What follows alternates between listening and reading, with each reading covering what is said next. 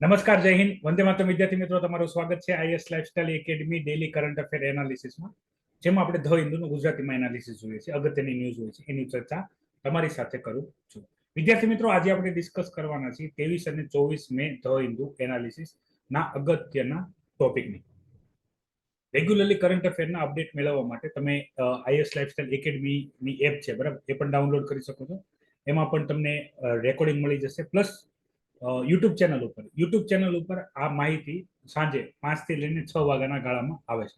અને એના નોટિફિકેશન મેળવવા માટે તમે એકેડમીનો જે મોબાઈલ નંબર છે એની ઉપર તમે તમારું નામ અને ડિસ્ટ્રિક્ટ લખીને મોકલી શકો છો, તો તમને અગત્યની જે પણ ન્યૂઝ હશે એના તમને નોટિફિકેશન મળવા લાગશે.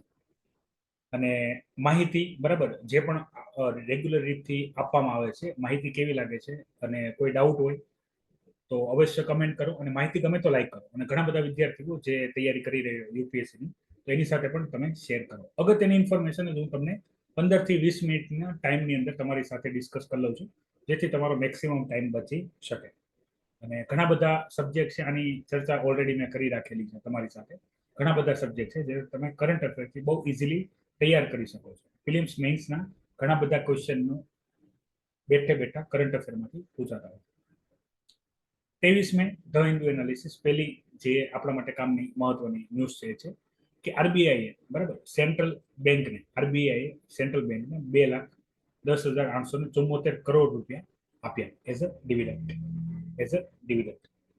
તો સૌથી અગત્યની બે બાબતોની અંદર હું તમારી સાથે ચર્ચા કરી લઉં. તો આરબીઆઈને બેંક ઓફ બેંક કહેવાય છે, મતલબ બેંકોની બેંક કહેવાય છે આરબીઆઈના. બેઝિકલી આરબીઆઈ પાસે પૈસા આવ્યા નથી, તો આરબીઆઈ જે સર્વિસ આપે છે, પછી જે સેન્ટ્રલ રિઝર્વ બેંક તરીકે કામ કરે છે, સેન્ટ્રલ બેંક તરીકે કામ કરે છે, તો એના પાસે ફોરેક્સ રિઝર્વ હોય, પ્લસ ઘણા બધા, બરાબર, ઘણી બધી જે સર્વિસીસ આપે છે એ સર્વિસીસમાં એને કમિશન અને ચાર્જિસ મળે છે, બરાબર. તમારા આરબીઆઈ પાસે કંઈ કામ કરવું હોય, પ્લસ ઘણા બધા એનબીએફસી, નોન એનબીએફસી, આ બધાના લાયસન્સ અને બેન્કિંગ ઘણા બધા કાર્યવાહી છે, એમાં પણ આરબીઆઈને પૈસા મળતા હોય છે. તો આ થઈ છે આરબીઆઈની ઇન્કમ, બરાબર. ખાસ કરીને આટલા બધા પૈસા મોટા પ્રમાણમાં ભેગા થવાનું મુખ્ય જે કારણ જે છે, બરાબર, એ છે ડોમેસ્ટિક એન્ડ ઇન્ટરનેશનલ ઇન્વેસ્ટમેન્ટ છે, એમાં જે ઇન્ટરેસ્ટ પ્રાપ્ત થયું છે, બરાબર, એ છે. આ તો વાત થઈ ગઈ જાવકમાં આરબીઆઈ પોતાના એડમિનિસ્ટ્રેટિવ કોસ્ટ, ઘણા બધા rules regulation activity, time to time લોકોમાં અવેરનેસ કરવા માટે ઘણીવાર તમે ક્રિકેટરોની એડ જોતા હશો કે ભાઈ કોઈ વધારે રિટર્ન ઓફર કરતું હોય તો બચીને રહ્યો, બરાબર. પછી બેંકના રૂલ્સ રેગ્યુલેશન બનાવે કે જેથી ગ્રાહકો સાથે છેતરપિંડી ઓછી થાય. પછી બેંક ઉઠામણું ના કરીએ એના માટે પણ કાયદા કાનૂન બનાવે, રોકટોક લગાડે, બરાબર. આપણે પેટીએમ બેંકની પણ વાત જોઈ હતી, કોટક બેંકની પણ ઓનલાઈન ઉપર રોકટોક લગાડી હતી. આ બધા આરબીઆઈ બંને કામ કરશે, રેગ્યુલેટરી રીતે અને ફંક્શનરી બંને કામ કરશે. તો આરબીઆઈની આવક થાય. હવે આરબીઆઈ ગવર્મેન્ટ છે, ઓકે, ગવર્મેન્ટ મતલબમાં પબ્લિક સેક્ટર છે, બરાબર, એમાં કોઈ માલિક ન હોય. તો આરબીઆઈ પાસે જે ઇન્કમ આવે છે એ ઇન્કમનો હિસ્સો, બરાબર, જે કન્ટિન્જન્સી રિસ્ક બફર જે છે, શોર્ટ ફોર્મમાં એને CRB કહેવામાં આવશે. તો CRBમાં આ વર્ષે, બરાબર, વધારો કર્યો છે, કારણ કે આરબીઆઈ પાસે વધારે પૈસા પ્રાપ્ત થયા છે. તો જે CRB, બરાબર, જે લાસ્ટ યર 6% હતું, અત્યારે એને વધારીને 6.5% કર્યું છે, બરાબર. કેશ ફ્લો માટે વધારે બફર પ્રાપ્ત થશે કોની પાસે? આરબીઆઈ પાસે. તો કોઈ ઇકોનોમિકલ ડિઝાસ્ટર ટાઈપ તો નહીં કહી શકાય, પણ ઇમ્બેલેન્સ કન્ડિશન હશે, બરાબર, તો એમાં એ મદદ કરી શકશે. અને ભવિષ્યમાં, બરાબર, આપણું જે બેન્કિંગ સેક્ટર છે એને વધારે સ્ટ્રેન્થન કરવા માટે કામ કરશે. આરબીઆઈ પણ ઘણા બધા બેનિફિટ લઈને આવે છે, યાદ રાખજો. જે આરબીઆઈ ઇકોનોમિકલ રિફોર્મ લઈને આવશે, બરાબર, એને આપણે મોનિટરી કહેશું, બરાબર. જે સરકાર લઈને આવશે એને આપણે કહેશું ફિઝિકલ, ઓકે, ફિઝિકલ પોલિસી. સરકારની જે આર્થિક નીતિ હશે એને આપણે ફિઝિકલ પોલિસી કહેશું, અને આરબીઆઈની હશે એને આપણે કહેશું મોનેટરી પોલિસી. આરબીઆઈના મુખ્ય કાર્યમાં યાદ રાખજો, જે CRR હોય છે, કેશ રિઝર્વ રેશિયો, બરાબર, એ બેંકોના પૈસા શેમાં હશે? આરબીઆઈમાં હશે. આરબીઆઈ ફોરેક્સ રિઝર્વ રાખશે, બરાબર, એમાં ફોરેન કરન્સી, ગોલ્ડ એ સચવાયેલું હશે. અને જેમ આપણને ખબર પડે કે આપણી પાસે પૈસા પડ્યા હોય તો પૈસા પડ્યા રહેવા દેવા કરતા ઇન્વેસ્ટમેન્ટ કરીને રાખીએ તો આપણને વધારે બેનિફિટ મળશે. તો બેઝિકલી રશિયાની ઉપર જે સેન્કશન લગાડેલા હતા અમેરિકાએ, એ બાદ ભારતે એક પગલું લીધું હતું, એ હતું ફોરેક્સ રિઝર્વ. ફોરેક્સ રિઝર્વમાં આપણી પાસે ગોલ્ડ, ડોલર અને અધર કરન્સી હતું. તો આપણે શું કર્યું, ડી ડોલરાઇઝેશન કર્યું. ડી ડોલરાઇઝેશન ઉપર મારો એક already detail video lecture available છે, જોઈ લેજો. ના ખ્યાલ આવે તો કમેન્ટ કરજો, તો આપણે ફરીથી કોઈ વાર ડિસ્કસ કરી લઈશું. આની અંદર બેઝિકલી આપણે શું કર્યું કે ભાઈ આપણે માની લો કે ડોલરમાં જ રાખે છે ફોરેક્સ રિઝર્વ વધારે, કારણ કે આપણી મેક્સિમમ ક્રૂડ ઓઇલની ડિમાન્ડ હોય છે. ક્રૂડ ઓઇલ ડિમાન્ડને લીધે આપણે ડોલર ચૂકવવા પડતા હોય છે, તો આપણે ડોલર રાખીએ છીએ. તો આમાં કેવું કર્યું કે જેટલા ક્રૂડ ઓઇલને અમુક સર્ટેન કન્ડિશનમાં ટ્રાન્ઝેક્શન માટે જેટલા ડોલરની જરૂર છે એટલા રાખશું. એની સિવાયની બાકી બધી ફોરેક્સ જો આપણે ગોલ્ડમાં રાખશું. ગોલ્ડ ઇઝીલી ટ્રાન્સફરેબલ છે, મૂવેબલ છે, અને તમે એની પ્રાઇસ અપ્રિસિએશન પણ બહુ સારી થશે, મતલબ એના ભાવમાં વધારો. તમને ખ્યાલ હશે વર્ષની શરૂઆતમાં જ્યાં ડોલર બરાબર 50,000 થી 55,000ની રેન્જમાં હતું, જે વર્ષ અંત આવતા સુધી મતલબ 2024 શરૂ થયું ત્યારથી લઈને ગોલ્ડના પ્રાઇસ સતત વધે છે. હાલાકી ગોલ્ડના પ્રાઇસ વધવાના ઘણા બધા કારણ હોઈ શકે છે. જ્યારે રેગ્યુલર માર્કેટમાં રિટર્ન સારું ના આવતું હોય અને વોરની કન્ડિશન ચાલતી હોય ત્યારે બધા લોકો શેમાં પૈસા ઇન્વેસ્ટ કરે છે, ગોલ્ડમાં કરે છે. એટલે ગોલ્ડની પ્રાઇસ બૂમ થઈ જાય બરાબર. આનાથી ઊંધું યુદ્ધ બંધ થઈ જશે, બીજે બધી રિટર્ન વધારે મળવા લાગશે, તો ગોલ્ડ બધા વેચવા લાગશે, એટલે પ્રાઇસ પાછી નીચે આવી જશે. પ્રાઇસ સાયકલ યાદ રાખજો. મેઇન વસ્તુ જે છે એ છે આરબીઆઈ નું કામ. અને પછી જે તમારે રાખવાનું છે કન્ટેન્જન્સી રિસ્ક બફર બરાબર. કન્ટેન્જન્સી રિસ્ક બફર, જેમાં સરકારે આ વર્ષે વધારો કર્યો છે સ્ટેટમેન્ટ વાઇઝ, અને 2,10,874 કરોડની રેવન્યુ ક્રિએટ કરીને આપી છે સરકારને બરાબર. મતલબ એ પૈસા સરકારને આપશે. સરકાર હવે આ પૈસાનો ઉપયોગ કરી, it is a not a small amount, okay, it is 2.1 crore, not 2.1 crore, 2.1 lakh crore, or we can say 2.1 trillion, okay. Trillion મતલબમાં 12 મહિના, ઓકે, મતલબ 2.1 ની પાછળ 12 મહિના કન્વર્ટ કરશો લાખ કરોડ બરાબર. લાખ કરોડ એ ટાઈપ. તો જરાક જોઈ લેજો, વિદેશોમાં મિલિયન અને બિલિયન આવશે, બિલિયન અને બિલિયન આવશે, સેમ કોન્સેપ્ટ, મિલિયન અને બિલિયન. 1000 બરાબર, 1000 એટલે કે અહીંયા મિલિયન બરાબર, 3 મિનિટે વધારતા જાઓ, બિલિયન, ટ્રિલિયન બરાબર, ટ્રિલિયન. તો તમને ખબર છે કરોડમાં 7 મીંડા હશે, કરોડમાં રહેશે 7 મીંડા અને લાખમાં રહેશે 5 મીંડા, ઓકે. તો લાખ કરોડ, ટ્રિલિયન ને મતલબ લાખ કરોડ. મતલબ એવું લખેલું હોય કે ભાઈ કોઈ જગ્યાએ એવું લખેલ છે કે $2 ટ્રિલિયન, એને ગુજરાતીમાં તમારે લખવાના છે તો પેલા આપણે ડોલરને કન્વર્ટ નહીં કરીએ રૂપિયામાં, આપણે ખાલી $2 લખીને લાખ કરોડ લખી દઈશું, એટલે આ કન્વર્ટ થઈ ગયું પેલા રૂપિયા. હવે તમે $1 બરાબર કેટલા છે એનો ગુણાકાર ભાગાકાર કરી લેવાનો, એટલે પાછળ તમને ખબર પડી જશે અમાઉન્ટ. તો વિદ્યાર્થી મિત્રો, પેલી માહિતી જે હતી આ માહિતી હતી આરબીઆઈ જે અગત્યની હતી. જીએસ પેપર 3 બરાબર, બેન્કિંગ માટે મોસ્ટ ટાઈમથી ટોપિક. અને એક ટોપિક જે છે એ છે ડિવિડન્ડ માટે. ડિવિડન્ડનો કોન્સેપ્ટ સીધો એવો સમજી લો, જેટલી પણ પીએસયુ છે બરાબર, પબ્લિક સેક્ટર યુનિટ છે, અંડરટેકિંગ છે, તો એમાં આપણે બેસ્ટ ઉદાહરણમાં એસબીઆઈ છે બરાબર, એસબીઆઈ છે, આઈઓસી છે, ઓકે, ઓએનજીસી છે, કોલ ઇન્ડિયા છે, બધી પીએસયુ છે, મતલબ સરકારી કંપનીઓ છે. તો આની અંદર માલિક કોઈ પ્રાઇવેટ વ્યક્તિ હોતા નથી. તો આની પાસે જે પણ પ્રોફિટ આવશે બરાબર, પ્રોફિટ, તો જેમ આરબીઆઈએ થોડો ઘણો કન્ટેન્જન્સી રિસ્ક બફર પોતાની પાસે રાખ્યું ઓપરેટિંગ કોસ્ટ માટે અથવા અન્ય કોઈ એક્ટિવિટી માટે, એની સિવાયનો જે પણ પૈસા પડ્યા રહે એ પૈસા એના શેર હોલ્ડરને આપે. આરબીઆઈ સેન્ટ્રલ બેંક છે તો એને ગવર્મેન્ટને આપે, જ્યારે રેગ્યુલર હશે આરબીઆઈ શેર માર્કેટમાં લિસ્ટેડ નથી, ઓકે. પણ આની સિવાયની જે બધી કંપની હોય, જે આ બધી કંપની છે આ શેર માર્કેટમાં લિસ્ટેડ છે, તો એના જે શેર હોલ્ડર હશે એને પ્રોફિટ શેર કરશે. એ પ્રોફિટ જે શેર કરે એને કહેવાય ડિવિડન્ડ, એને કહેવાય ડિવિડન્ડ. ઇન્ટરનેશનલ ન્યૂઝમાં અગત્યની જે ન્યૂઝ છે એ છે બિમસ્ટેકને લઈને બરાબર. બિમસ્ટેક, તો બિમસ્ટેકમાં સૌથી વધારે અગત્યની જે માહિતી છે એ સૌથી પહેલું છે બિમસ્ટેકનું નામ. બિમસ્ટેકનું નામ બહુ વાર ચેન્જ થયું છે. આઈઆરનો ટોપિક થશે, આઈઆરનો ટોપિક થશે જીએસ પેપર 2 માટે. Bay of Bengal initiative for multi sectoral technical and economical cooperation, BIMSTEC. બિમસ્ટેકમાં અગત્યના મેમ્બર કન્ટ્રી કેટલા છે બરાબર, અગત્યના મેમ્બર કન્ટ્રી કેટલા છે, તો બિમસ્ટેકમાં મેમ્બર કન્ટ્રી છે Bangladesh, Bhutan, Sri Lanka, Nepal, Thailand, Myanmar, okay. ભારતના પાડોશી દેશોમાં પાકિસ્તાન મેમ્બર નથી. આનું હેડક્વાર્ટર બાંગ્લાદેશની અંદર ઢાકા બરાબર, બાંગ્લાદેશની કેપિટલ છે ઢાકા બરાબર, ઢાકાની અંદર છે. અને બીમસ્ટેકે એનું પહેલું ચાર્ટર બહાર પાડી દીધું છે. ચાર્ટર પાડવાના મેઇન બેનિફિટ યાદ રાખજો કે હવે બીમસ્ટેક જે છે એક ગ્લોબલ ગ્રુપિંગ તરીકે અન્ય ગ્રુપિંગની સાથે મીટિંગ કરી શકશે, એમાં પાર્ટિસિપેશન કરી શકશે. વિશ્વના અન્ય પણ દેશો, બરાબર, member country, observer, guest country બનીને આની અંદર સામેલ થઈ શકશે. બરાબર, બીમસ્ટેક મોસ્ટ ટાઈમ્પી ટોપિક છે, વારંવાર પૂછાતો ટોપિક છે, films as well as mains. બરાબર, આની માહિતી માટે તમારી સાથે થોડુંક બીમસ્ટેકને લઈને પણ ડિસ્કશન કર્યું. તો પહેલી મીટિંગ થાઈલેન્ડમાં થઈ હતી. બરાબર, 7 દેશોનો સમૂહ છે. ભારતના પાડોશી દેશોમાં પાકિસ્તાન સામેલ નથી, ઇન્ડિયા, નેપાળ, ભૂતાન, બાંગ્લાદેશ, મ્યાનમાર અને થાઈલેન્ડ. બરાબર, અને થાઈલેન્ડ. તો બીમસ્ટેકના દેશો યાદ રાખજો, બીમસ્ટેકનું નામ યાદ રાખજો, મેમ્બર કન્ટ્રી યાદ રાખજો. હવેનું પહેલું ચાર્ટર ઇસ્યુ થઈ ગયું છે. આ બધી અપડેટ તમે યાદ રાખજો આયા માટે. આગળ વાત કરીએ વિદ્યાર્થી મિત્રો, તો અહીંયા સુધી આપણે જે ડિસ્કશન જોયું, આ ડિસ્કશન હતું 23 મે વાળું ધ હિન્દુ એનાલિસિસ. હવે વાત કરીએ 24 મે વાળું ધ હિન્દુ એનાલિસિસ. તો 24 મેમાં પહેલી જે ડિસ્કશન આપેલી છે એ ડિસ્કશન બેઝિકલી છે કે ભાઈ લોકોની જે બચત છે, બરાબર, બચત સેવિંગ છે એ ઘટી ગઈ છે, ઇન્ટરેસ્ટ વધી ગયું છે અને સેવિંગ ઘટી ગઈ છે. ઇકોનોમીનો ટોપિક છે.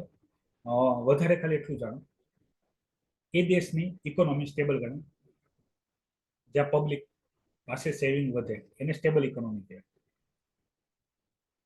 હવે ભારતની ઇકોનોમી પણ સ્ટેબલ ઇકોનોમી છે, કારણ કે ઇકોનોમિકલ ગ્રોથ કન્ટિન્યુ થઈ રહ્યો છે, લોકોની આવકમાં વધારો થઈ રહ્યો છે. પણ આવકના વધારાની સાથે મોંઘવારી વધવાને લીધે, ઇન્ટરેસ્ટ વધવાને લીધે જાવકમાં પણ વધારો થઈ રહ્યો છે. જાવકમાં પણ શું થઈ રહ્યું છે? વધારો. આનો તાત્પર્ય એક ઉદાહરણથી સમજો કે ભાઈ તમારી આવક 10,000 છે. બરાબર, પેલી કન્ડિશન એ લઈએ, બરાબર, મતલબ જૂની કન્ડિશન 10,000 આવક છે. બરાબર, તમારો ખર્ચ, બધો ખર્ચ ગણીને 7,000 ખર્ચ છે. 7,000 શું છે? ખર્ચ છે. તો હવે તમારી પાસે નેટ 3,000 રૂપિયા બચશે સેવિંગ કરવા માટે. બરાબર, એમાંથી તમે એટલીસ્ટ થોડું ઘણું રિસ્ક માટે રાખો તો 1,000 રૂપિયા પણ તમે બચત કરી શકો છો. અત્યારની કન્ડિશન એવી છે કે તમારી આવક 10,000 છે, તમારી આવક 10,000 છે, પણ જાવક 9,000 છે કે 11,000 છે. બરાબર, જેની અંદર તમારી પાસે બિલકુલ સેવિંગ બચવાના ચાન્સ નથી, કારણ કે તમારે તમારા ખર્ચાને પણ મેનેજ કરવા માટે તમારે કંઈક ને કંઈક આગળ પાછળ મેનેજમેન્ટ કરવું પડશે. કાં તો ઉધારી કરવી પડશે અને કાં તો તમારા જે ખર્ચ છે, મતલબ જે બિનજરૂરી ખર્ચ છે, બરાબર, એને અટકાવવા પડશે. તો સેવિંગ ઓછા થશે તો બેંકો પાસે પૈસા જે આવવા પડે એ ઓછા આવશે.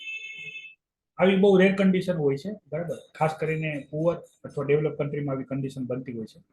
પણ આવા કન્ડિશનમાં બહુ જલ્દી બહાર આવી શકાય છે, મતલબ આ પરમનન્ટ નથી હોતું. ઓકે, આના કંઈક કારણ હોય છે. પરમનન્ટ હોય તો યાદ રાખજો, દેશ કાઢે જઈ રહ્યો હોય ત્યારે આ બધી વસ્તુ વધતી જાય કે લોકો પાસે બિલકુલ પૈસા ના રહે, લોકોની ઉધારી વધતી જાય. કેમ? કારણ કે ઇન્ટરેસ્ટ વધતું હોય એટલે જાવક વધી રહી છે, આવક વધતી હોય નહીં. અને જો એવામાં માંદગી કે અન્ય કોઈ પણ સમસ્યા આવી તો બધી સેવિંગ જતી થઈ શકે. પછી વાત કરીએ અગત્યની ન્યૂઝની, તો એમાં છે અગ્નિપથ સ્કીમ.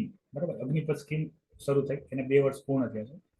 એનો રિપોર્ટ માંગવામાં આવ્યો છે સીડીએસ પાસે. બરાબર, ચીફ ઓફ ડિફેન્સ સ્ટાફ. આની પહેલા પણ આપણે ચીફ ઓફ ડિફેન્સ સ્ટાફમાં જે જોઈન્ટ કલ્ચર ડેવલપમેન્ટ કરવા વાળો ટોપિક હતો, જે તમે ના જોયું તો જોઈ લેજો. બરાબર, આપણા પહેલા સીડીએસ હતા, બરાબર, એ હતા બિપિન રાવત છે.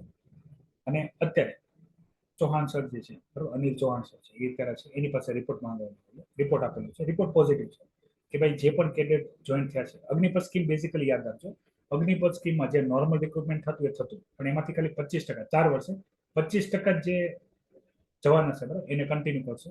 બરાબર, બાકીને 75% આપણે રિલીઝ કરવું છે. એ 75% રિલીઝ કરવાના ટાઈમે આપણે એને એક લમસમ અમાઉન્ટ આપશું, પ્લસ જ્યાં સુધી ટેન્યુરમાં છે ત્યાં સુધી 1 કરોડનો ઇન્સ્યોરન્સ આપશે. બરાબર, અને જે છોડીને મતલબ જે 75% જેને જોઈનિંગ નહીં મળે તો એને સ્કિલ ડેવલપમેન્ટ કરાવશે. બરાબર, બેઝિકલી આ ટોપિક આવશે ડિફેન્સની અંદર અને પોલિટીની અંદર. બરાબર, બંને માટે અગત્યનું છે. જીએસ પેપર 2 અને જીએસ પેપર 3.